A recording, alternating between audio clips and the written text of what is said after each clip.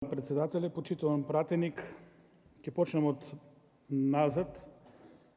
Точно е тоа што го рековте дека имаме проблеми со енергетиката и голема грешка е ако владата не ве слуша.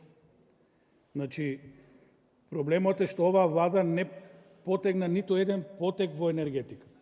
Нити владата, нити економскиот тим, нити регулаторна комисија. И сега само имаме ситуација статус кво.